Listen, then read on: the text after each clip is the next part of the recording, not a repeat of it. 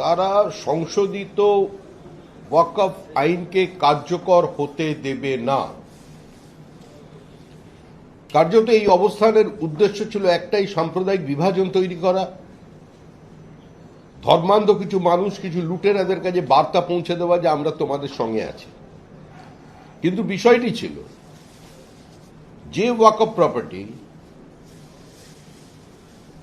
অনাথ বাচ্চাদের জন্য, অসহায় মহিলাদের জন্য, স্বামী পরিত্যক্তা মহিলাদের জন্য, কিংবা মুসলিম সমাজের প্রান্তিক মানুষের জন্য কাজে লাগানোর কথা, কার্যত সেই প্রপার্টি লুট হচ্ছিল কিছু রাজনৈতিক দলের সহযোগিতায়।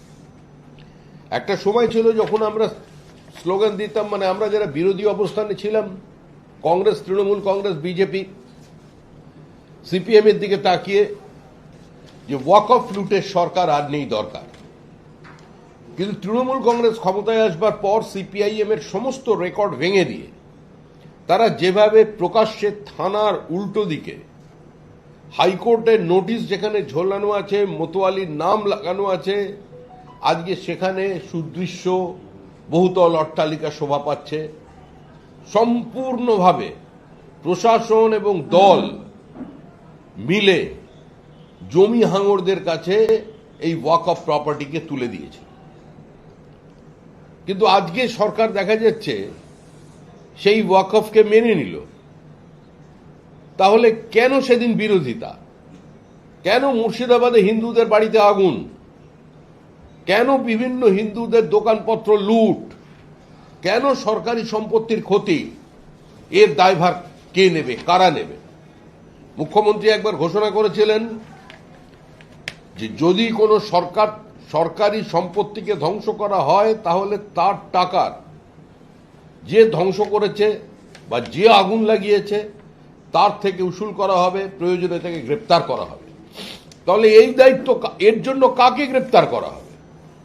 যাদের প্ররোচনার কারণে পশ্চিমবঙ্গে আগুন লাগলো, যাদের প্ররোচনার কারণে এখনো মুর্শিদাবাদের বহু পরিবার বাড়ি ফিরতে পারেনি আতঙ্কে, যাদের কারণে পার্শ্ববর্তী রাজ্য বিহারে থেকে আসা প্রায় 5 পুরুষ এখানে বসবাস করছেন, তারা সম্পূর্ণ এই রাজ্যকে ছেড়ে দিয়ে ভিন রাজ্যে চলে গেল। তার জন্য দায়ী কে? আজকে তৃণমূল কংগ্রেসের এবং তথাকথিত তৃণমূল সরকারের রাজ্যের মুখ্যমন্ত্রী সেটাকে জবাব দিতে হবে।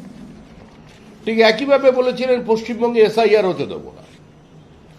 পশ্চিমবঙ্গে এসআইআর হতে যারা দেবেন না বলেছিলেন, তারা কার্যত এখন কি করছেন?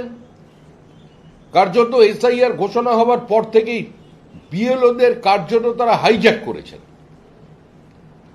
সমস্ত জায়গায় পুলিশের সহযোগিতায়, সাইবার সেলের সহযোগিতায় একদিকে পুলিশকে দিয়ে বিভ্রান্তিমূলক প্রচার করা হচ্ছে সিএ এর নাম রেজিস্ট্রারের ক্ষেত্রে, আর অন্যদিকে পার্টি অফিসে বসিয়ে, পঞ্চায়েত অফিসে বসিয়ে বিএলওদের ভুল তথ্য, মিথ্যা তথ্যকে আপলোড করিয়ে দেওয়া হচ্ছে।